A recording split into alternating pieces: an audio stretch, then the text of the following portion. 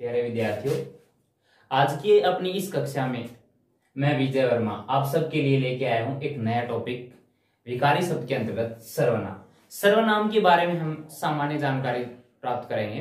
वैसे विगत कक्षाओं में आपने इस टॉपिक के बारे में बहुत कुछ जाना है, सीखा है, लेकिन एक बार फिर हम यहाँ इसके बारे में पढ़ेंगे। सबसे पहले सर्वनाम होता क्या है, सीधे शब्दों में हम कह सकते हैं इसकी परिभाषा।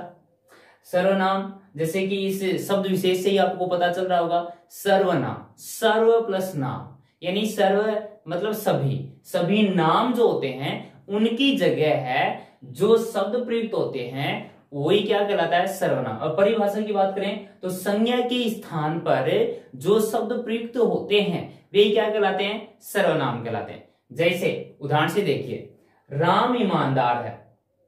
यह राम क्या है, एक नाम है, क्या कह सकते हैं, संज्ञा है। राम क्या है, यहाँ संज्ञा है। इस संज्ञा शब्द के स्थान पर प्रयुक्त होने वाला शब्द क्या होगा, सर्वनाम। इसी को पढ़िए, राम ईमानदार है, वह अच्छा गाता है। अब यहाँ वह किसकी ओर संकेत कर रहा है, राम की ओर संकेत कर रहा है। कहने का मतलब हमने ये वह सर्वनाम शब्द जो प्रयुक्त किया वो किसकी जगह है, राम के स्थान पर। तो राम के स्थान पर ये जो शब्द प्रयुक्त हुआ है वही क्या है, सर्वनाम कहलाएगा। अब देखिए सर्वनाम भेदों के बारे में। सर्वनाम भेद कितने होते हैं, सर्वनाम के 6 भेद होते हैं। सर्वनाम के 6 भेदों में हम सबसे पहले जानेंगे पुरुषवाचक सर्वनाम।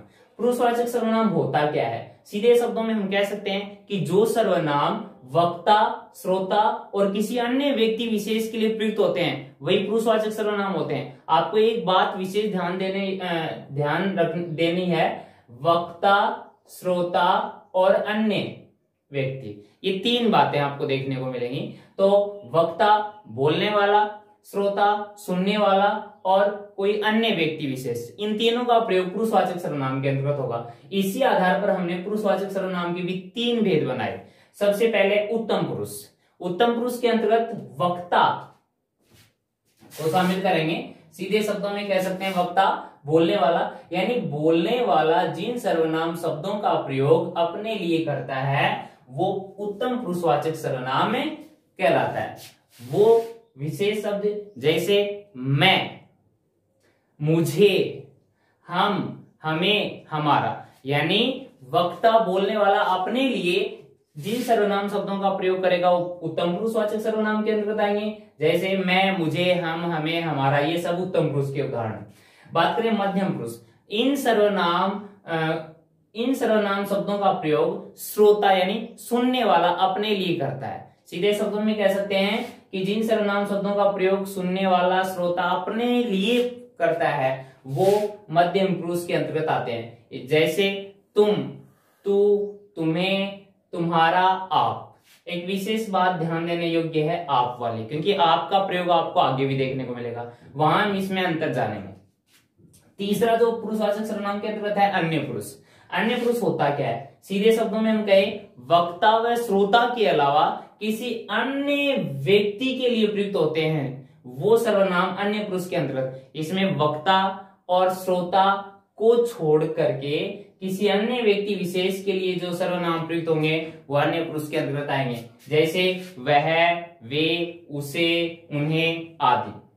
तो ये थे पुरुषवाचक के सर्वनाम। देखिए दूसरा भेद हम पढ़ेंगे निश्चयवाचक सर्वनाम। निश्चयवाचक सर्वनाम होता क्या है, ये सर्वनाम पास या दूर, निकट या दूर स्थित निश्चित व्यक्ति या वस्तु का बोध कराते हैं। एक ही बात ध्यान रखनी है, निकट या पास की किसी निश्चित व्यक्ति या वस्तु का बोध कराते हैं वो निश्चयवाचक सर्वनाम होता है। उदाहरण से समझिए, यह मेरा घर है। यहां यह क्या है, सर्वनाम शब्द।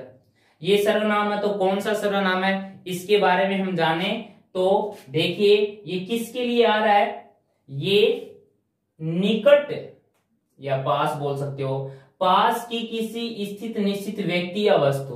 तो यह मेरा घर है, यहां यह घर के लिए आ रहा है, घर की ओर संकेत कर रहा है। कह सकते हैं कि यह मेरा घर है, ये निकट स्थित किसी निश्चित वस्तु का बोध करा रहा है। पास या दूर स्थित निश्चित व्यक्ति या किसी वस्तु का बोध कराए वो निश्चयवाचक सर्वनाम। तो यह निश्चित वस्तु को दर्शा रहा है, इसलिए यह क्या है, निश्चयवाचक सर्वनाम। दूसरा देखिए, वह हमारा स्कूल है, यहां वह किसकी ओर संकेत कर रहा है, स्कूल की ओर। इसका मतलब ये भी क्या है, निश्चित वस्तु, सॉरी निश्चित स्थान की बात कर सकते हो आप।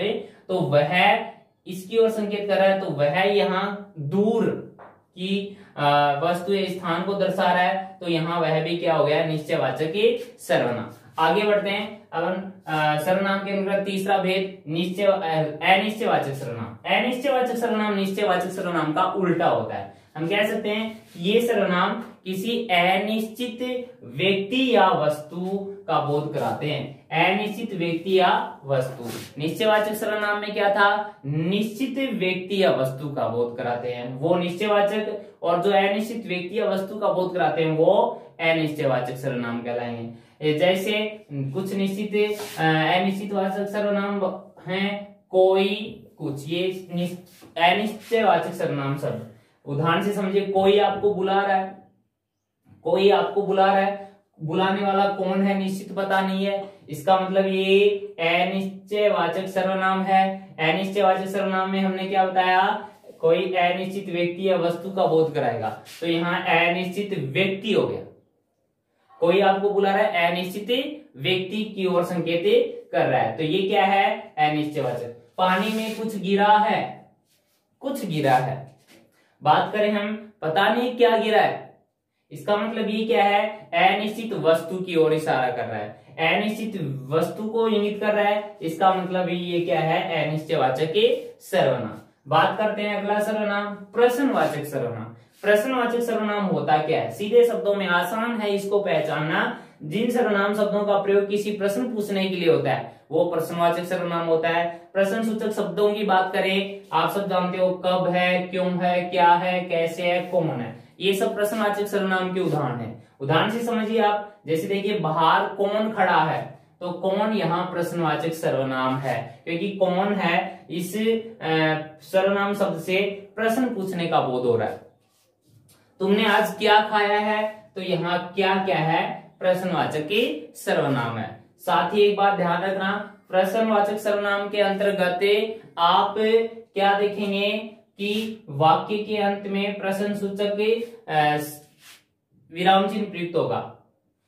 ये प्रश्नवाचक विराम चिन्ह, यहाँ भी प्रश्नवाचक विराम चिन्ह, यानी प्रश्न पूछने का बोध होगा, उस वाक्य में प्रश्नवाचक विराम चिन्ह प्रयुक्त होगा। अगला हम बात करेंगे निजवाचक सर्वनाम। निजवाचक सर्वनाम होता क्या है, इनका प्रयोग स्वयं के लिए किया जाता है, यानी जिन सर्वनाम शब्दों का प्रयोग स्वयं के लिए होता है, अर्थात ये कहें कि ये निजता का बोध कराते हैं, ये निजता का बोध कराते हैं, वो क्या है, निजवाचक सर्वनाम। निजवाचक सर्वनाम सूचक शब्द हैं आपके पास, जैसे हम बात करें, स्वयं है, खुद है, आप। अब ये जो सर्वनाम शब्द हैं ये निजता का भाव दर्शाते हैं, अपनत्व को दर्शाते हैं। जैसे उदाहरण से समझ लो, अपना काम खुद पूरा करो। खुद यहाँ किसके लिए आ रहा है, निज, अपने लिए, स्वयं के लिए, स्वयं के लिए आ रहा है, तो ये क्या है, निजवाचक सर्वनाम है। बात करें, हमें अपनी रक्षा स्वयं करनी चाहिए, ये स्वयं भी किसके लिए आ रहा है, खुद के लिए आ रहा है, तो ये भी निजवाचक सर्वनाम के अंतर्गत आएगा। अंतिम भेद है संबंधवाचक सर्वनाम। सीधे शब्दों में संबंधवाचक सर्वनाम होता क्या है, कहें ये सर्वनाम दो वाक्यों के बीच संबंध दर्शाते हैं। वाक्य में दो वाक्य देखने को मिलेंगे, उन दो वाक्यों के बीच संबंध दर्शाने का काम करते हैं, वो संबंधवाचक सर्वनाम कहलाते हैं। समझिए उदाहरण से, जो तुम चाहते हो वह मिल गया।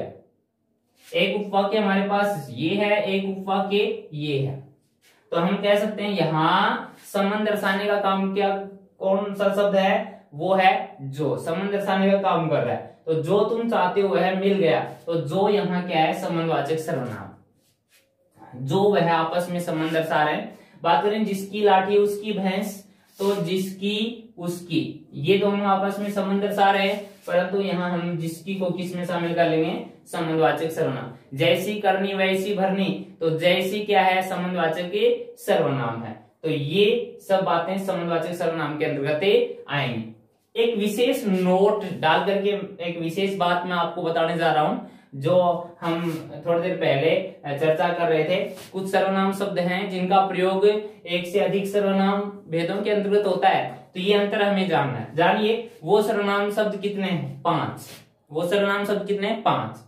यह, ये, वह, वे, वो। ये 5 सर्वनाम शब्द यदि किसी प्राणी के नाम के स्थान पर हो, किसी व्यक्ति विशेष के नाम के स्थान पर अगर इन 5 सर्वनाम शब्दों का प्रयोग होता है तो वो सर्वनाम पुरुषवाचक सर्वनाम होगा। और पुरुषवाचक में भी अन्य पुरुषवाचक सर्वनाम। उदाहरण देखिए, उदाहरण से समझिए। मैंने लिखा वह अच्छा गाता है, तो वह यहां किसी प्राणी का नाम या व्यक्ति विशेष का नाम, जैसे मैंने लिख दिया राम। राम संज्ञा है, व्यक्ति विशेष है। इस राम के स्थान पर हमने वह का प्रयोग कर दिया। जैसे वाक्य क्या बना, संज्ञा का प्रयोग करते हैं, तो राम अच्छा गाता है। अब यहाँ राम ने रख करके हमने उसकी जगह वह शब्द प्रयुक्त कर दिया। वह क्या हो गया? सर्वनाम। अब ये सर्वनाम किसके लिए प्रयुक्त हुआ है? ये किसी प्राणी के लिए प्रयुक्त हुआ है। तो प्राणी विशेष के लिए प्रयुक्त हो वो सर्वनाम पुरुषवाचक सर्वनाम होगा, और पुरुषवाचक में भी अन्य पुरुष होगा। ठीक है। दूसरा, इसी में एक पॉइंट और देखिए, यदि इन 5 सर्वनाम शब्दों का प्रयोग, यही है, यह, ये, वह, वे, वो, यदि इन 5 सर्वनाम शब्दों का प्रयोग किसी वस्तु या स्थान, किसी वस्तु या स्थान की निश्चितता के लिए हो तो वो निश्चयवाचक सर्वनाम। जैसे देखिए उदाहरण से, वह मेरी पुस्तक है, वह सर्वनाम है। ये किसके लिए आ रहा है? ये पुस्तक के लिए आ रहा है, पुस्तक की तरफ संकेत कर रहा है। इसका मतलब ये क्या है? किसी निश्चित वस्तु को इंगित कर रहा है। तो निश्चित वस्तु को इंगित करे वो क्या है? निश्चयवाचक सर्वनाम। यहां हम राम रख करके देखते हैं, राम मेरी पुस्तक है, वाक्य सही नहीं है। इसका मतलब ये पुरुष विशेष के लिए प्रयुक्त नहीं हुआ, बल्कि ये किसी निश्चित वस्तु या स्थान को दर्शा रहा है, और निश्चित वस्तु या स्थान को दर्शाए वो निश्चयवाचक सर्वनाम के अंतर्गत आएगा। तो यहाँ वह क्या है? निश्चयवाचक सर्वनाम का उदाहरण होगा।